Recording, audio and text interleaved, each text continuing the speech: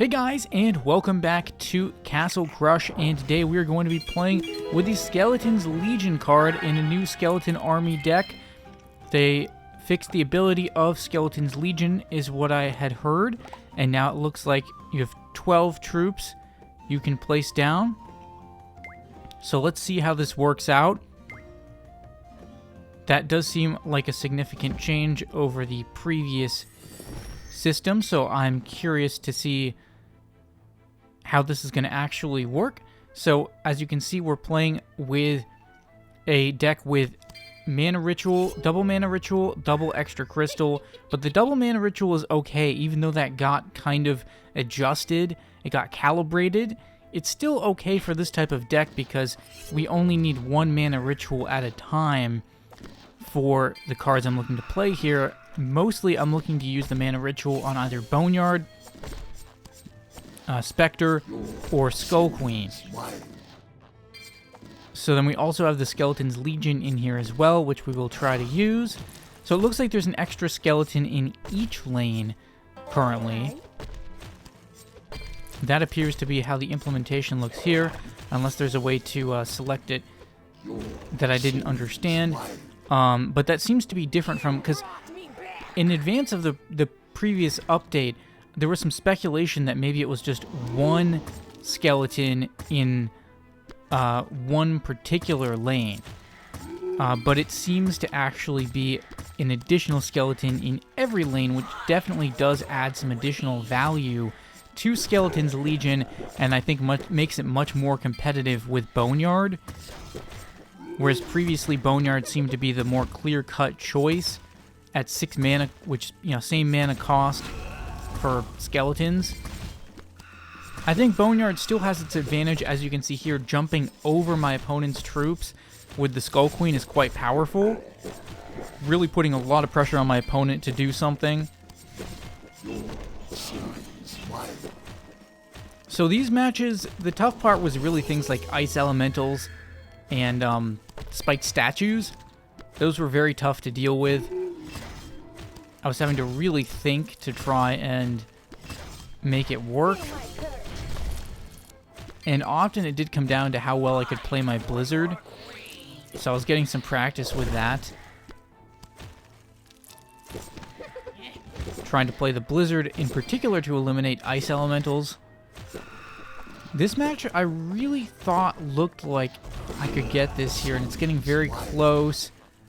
But then they did a nice counter move there, and unfortunately I'm just out of cards, and they have the ice elemental right on my castle doing that sort of splash damage, that area damage through me. I got rid of it, but 41 health. They've blocked my skeletons. I need to get that wraith taken care of. Oh man. So I do get the extra crystal down. I'm spamming for something. That's not gonna help. Those siege ballistas ended up just taking me out from range. Close game though. I'm not exactly sure why they were laughing. It did seem like a pretty good game. So again, starting with the Boneyard, I really like starting with that card. It seems to be a popular opener for a lot of people, especially out of this selection of cards, just because it gives you positioning, and it makes your opponent have to address often all 3 lanes, or at least 2 of them usually. Whereas if I start with, say, Skeleton's Swarm, it's much easier for them to counter because the skeletons are all in one lane. So if they have a spiked statue or something, it's easier to counter. Whereas, you know, the only sort of perfect early game counter to Boneyard is arrows, which only some people are running. So from that perspective, I found I just like Boneyard better because anyone who isn't running arrows is instantly backed up at their own castle for like the first part of the match, which is awesome. And once we have Skull Queen down, I mean, Boneyard is so deadly with Skull Queen. It's really puts huge pressure on them, and they could not handle that. So now might be a good point to mention that as of earlier this month, I am officially in the Castle Crush partner program. So I guess the thing you need to understand about that is that I do, I may get compensated for making videos and such. So just something to be aware of.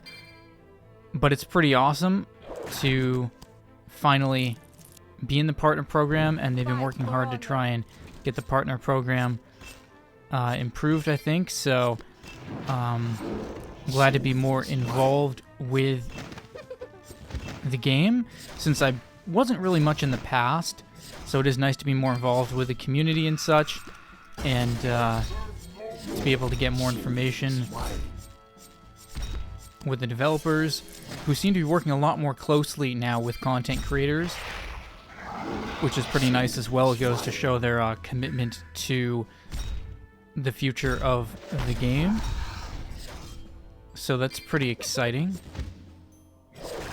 And a lot of the future updates do sound pretty good. I'm definitely kind of... you've noticed I've been kind of like going back and forth with some other games at the moment, but I don't think I'm going to have anything like super ultra crazy compelling content probably until the Ascendant stuff happens. Just because I've played this game for so long and I've made so many videos, there's just hardly anything I can make content on these days that isn't me repeating something.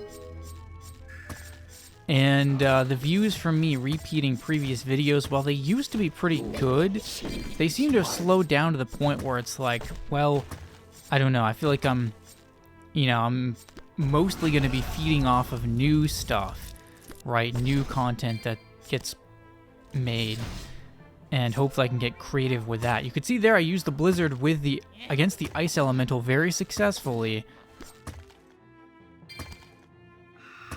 So that was pretty good.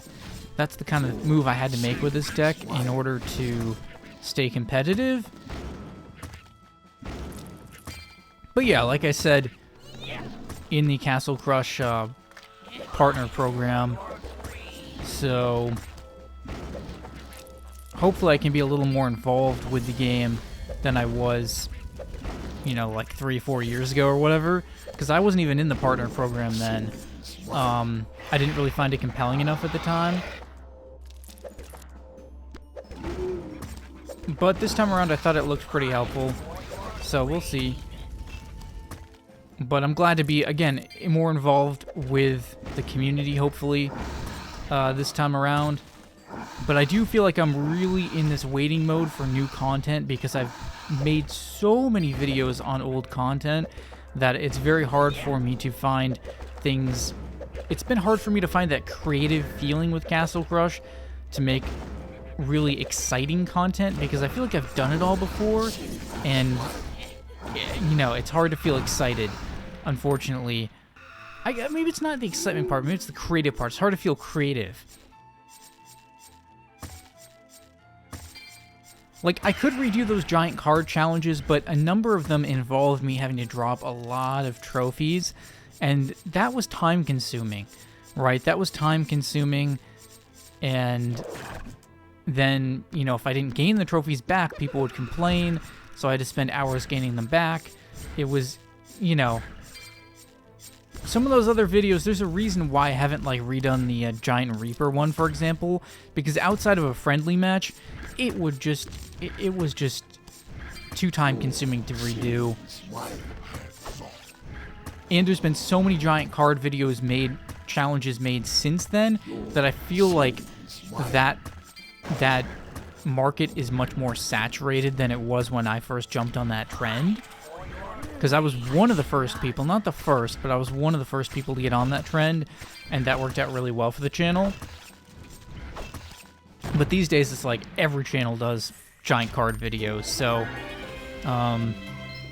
I'd definitely be excited if in the future they made some cards that were more conducive to content creators making those epic-style videos, because I feel like those are the ones that got a lot of views with Castle Crush, more than, say, tip and guide videos, like tip and trick videos. It's been more the epic videos, so hopefully some of the content that gets added to the game can feed into that, because I think it would generate more views for videos about the game, which could generate more attention to the game.